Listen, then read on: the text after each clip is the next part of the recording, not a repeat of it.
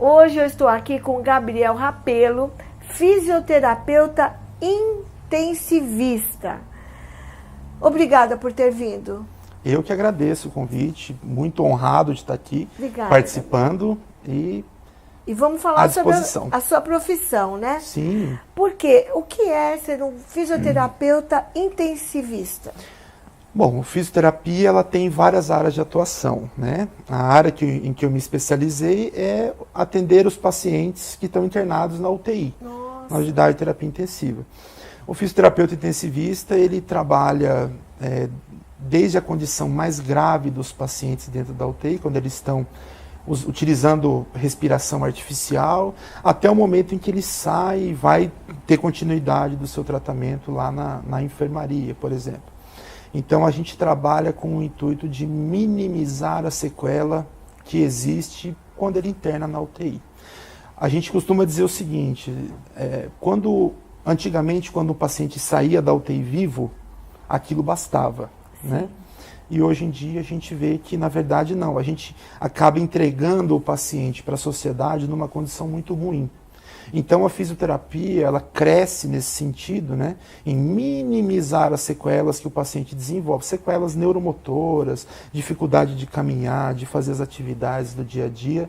Então a gente trabalha muito na questão de prevenção dessa condição e algumas outras coisas que são pertinentes à atuação da fisioterapia respiratória nesses pacientes que estão mais fragilizados dentro da UTI.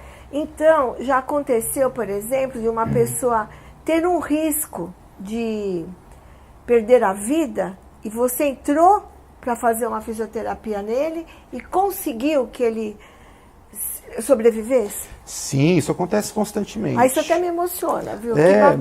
Mas é um trabalho muito bonito, eu costumo falar isso para os alunos, para os colegas de outras áreas e para os próprios fisioterapeutas. Às vezes nós não sabemos quão importante e bonita é a nossa profissão.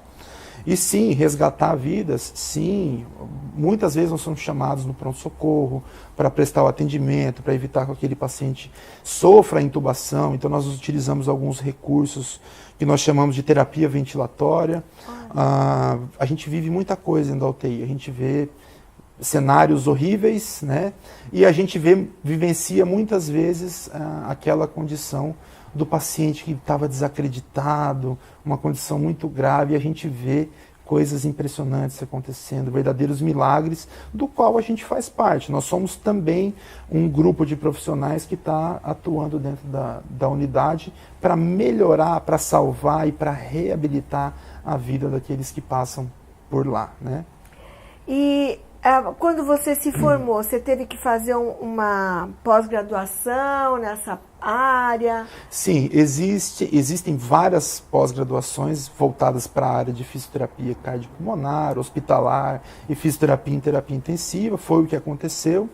Depois, existem hoje alguns mestrados que abrangem áreas voltadas para terapia respiratória, enfim.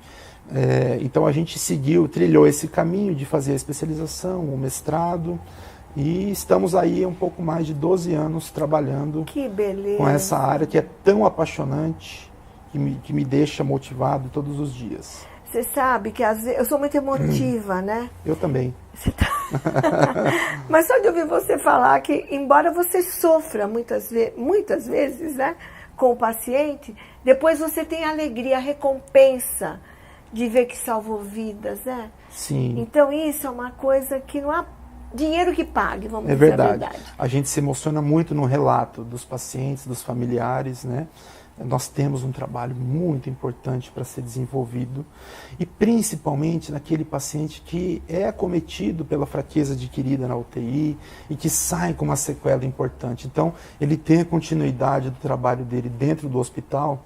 E é lá que a família vai vendo a evolução do quadro dele, ele voltando a fazer coisas simples que ele não conseguia fazer. Maravilha. Então, no final, a gente acaba criando um vínculo muito grande com os pacientes e com os familiares. E do outro lado, às vezes a gente vê algumas coisas que nos chateiam muito, aquelas situações dos pacientes que são perdidos, né?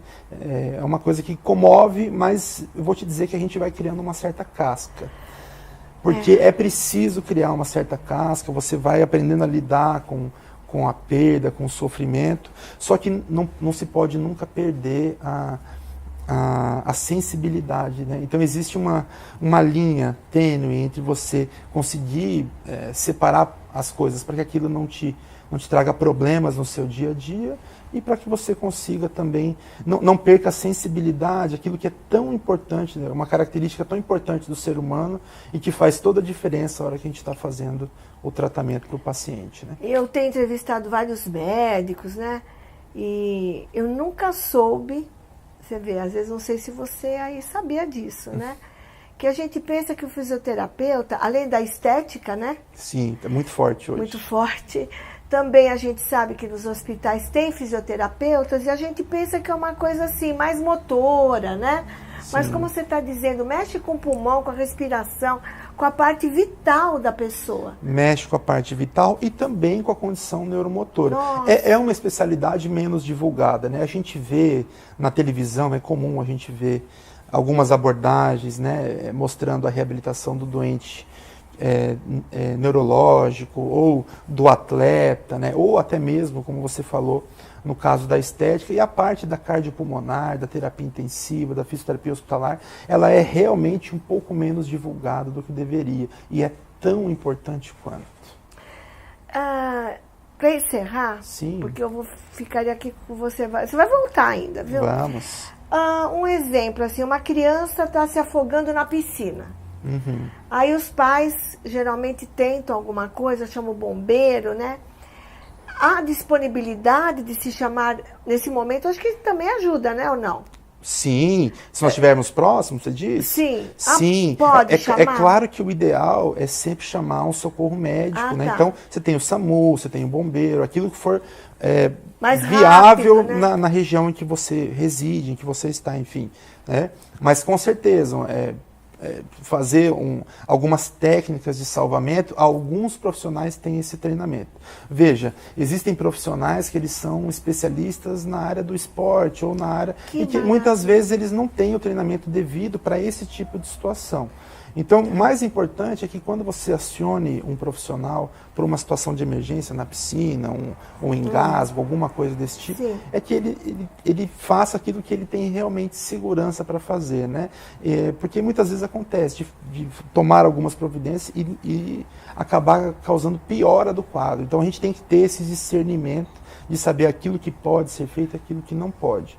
Mas eu, logicamente, tendo um profissional da saúde, enfermeiro, fisioterapeuta, médico, num condomínio, e a gente passar por uma situação dessa, com certeza vale a pena fazer o pedido de ajuda aí, né? Que legal, hein?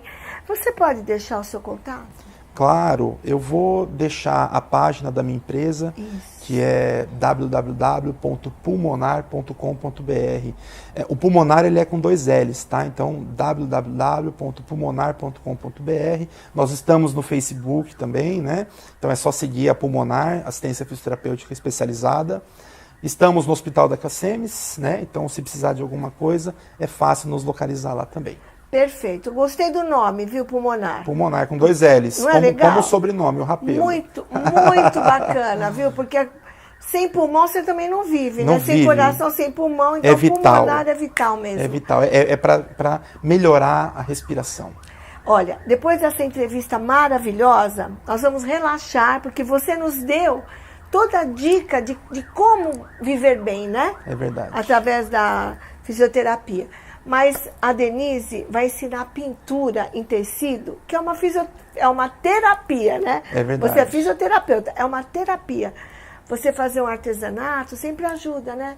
Pessoas depressivas, pessoas que... E ganhar um dinheirinho também. Então, vamos lá. Agora, vamos ver a Denise pintando um pano de prato.